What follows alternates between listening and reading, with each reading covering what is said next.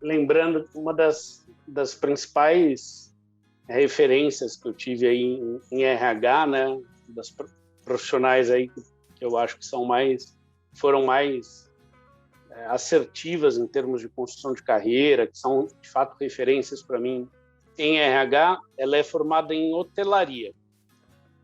E a minha hipótese é de que ela é tão fera em RH porque ela conseguiu desenvolver ao longo de toda a formação dela, é óbvio que não é só o curso, mas toda a carreira dela, o cuidado, a experiência, né?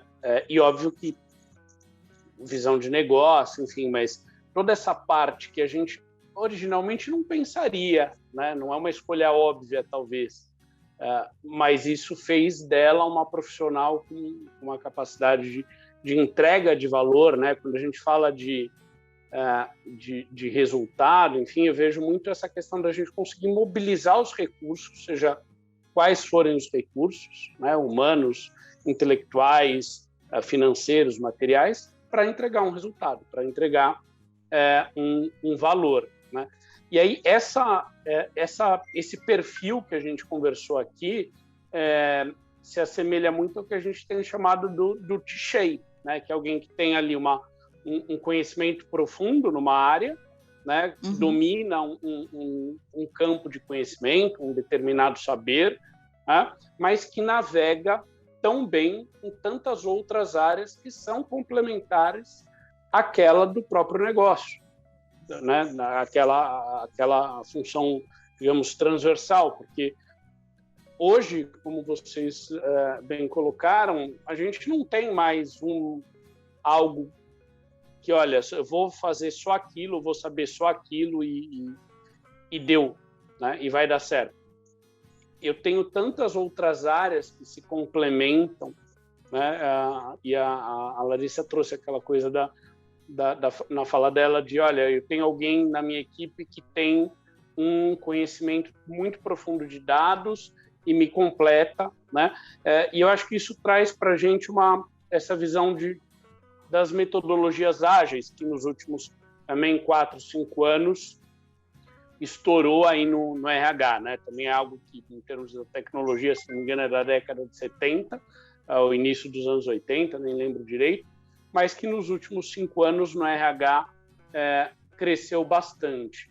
Como vocês têm visto a atuação dos BPs, né? E qual é a participação, quais são as possíveis colaborações dos BPs na implantação dessas metodologias ágeis, que, enfim, talvez sejam mais comuns aí na área de tecnologia, produção, por razões históricas, inclusive, mas que no RH a gente tem visto nos últimos anos aí. Como é que vocês têm visto isso?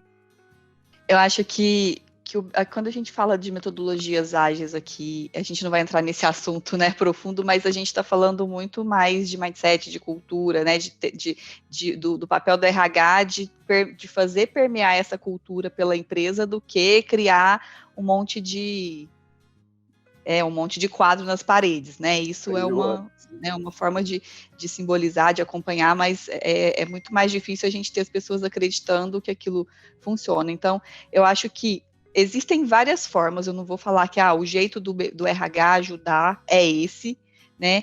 Mas o que eu já vivenciei, uma coisa que o RH precisa, né, que está no papel dele, é ajudar a empresa a conhecer mais do que é isso, o que é ser ágil, o que é a cultura ágil, né? Porque se ele não conhece os benefícios, o que ele vai ganhar com isso, né? E o RH no papel de treinamento tem esse papel também, né? E de estar dentro, se a empresa tem squad, se a empresa tem, né, tem os projetos do BP estar ali dentro, né, participando dos squads, contribuindo, sendo o RH ali dentro. Então, tem muitas empresas que eu vejo que contribuem muito nesse papel. Tem empresas que simplesmente, quando o BP, isso que eu tinha comentado, do BP ser crítico e falar, essa política não faz sentido, vamos, né, a nossa cultura, sei lá, avaliação de performance, se a gente desliga pessoas que são baixa performance, qual é a cultura que a gente quer ter? De questionar essa coisa, né, se eu não aceito baixa performance na minha empresa, isso quer dizer que eu quero ser uma empresa, ser uma empresa de alta performance. Então, o BP ser esse guardião de olhar se as coisas estão acontecendo de acordo com a cultura e, né, fomentar essa questão da cultura. Eu acho que tem muita... E tem também de ser o exemplo, né? Se o RH consegue implementar as metodologias dentro do próprio RH, trabalhar de uma forma ágil. Hoje eu estou numa indústria, né? Que se a gente for pensar, é uma indústria, a gente já pensa em empresa tradicional.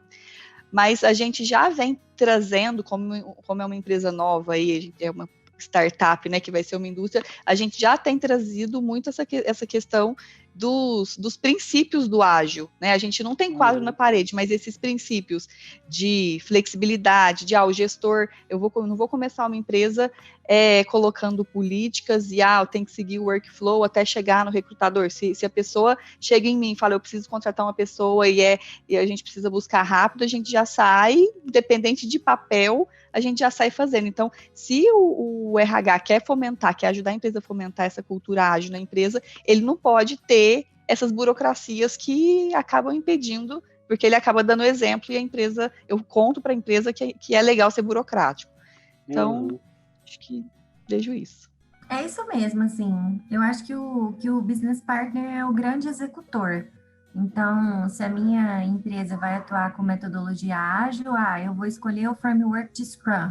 Então, o BP também tem que entender sobre esse framework, tem que saber o que essa nova forma de se trabalhar gera de resultado, de velocidade, enfim. Então, eu dentro de uma empresa de tecnologia, eu já estou inserida em um contexto que nasceu ágil. Então, é diferente da experiência que eu tive há uns anos atrás, que eu estava numa empresa tradicional que estava no movimento de transformação digital. É totalmente diferente. Uma empresa que já nasce ágil, você tem uma facilidade muito maior de convencimento. Então, quando eu olho para processos de pessoas dentro de uma empresa ágil, se diferencia bastante, né, Gabriel? Assim, a avaliação de performance, contratação, feedback, a gente não avalia uma vez no ano o funcionário, a gente avalia de forma constante. 360 feedback é mensal, então a remuneração ela é olhada de forma também cadente. Então, assim, tem várias coisas quando a gente olha para processos, como a Kelly falou, né, de RH, que a gente tem que também ser exemplo. Não é só eu falar assim, aqui, ó, tá aqui o modelo, faz daily, tenha retro, tenha sprints, mas, assim, dentro do RH a gente não funciona assim. Então, tem que estar muito conectado. A gente não acredita que RH, que dá para fazer RH assim. Eu já estou passando uma mensagem de que eu não acredito no modelo, né? Tem que estar muito conectado, sem dúvidas. Casa de ferreiro, espelho de pau, né? Tem que... eu sempre disse, a tua fala, ela tem um volume, né? Mas as tuas atitudes gritam. As palavras, elas falam, mas as tuas atitudes, né, elas vão falar muito mais alto.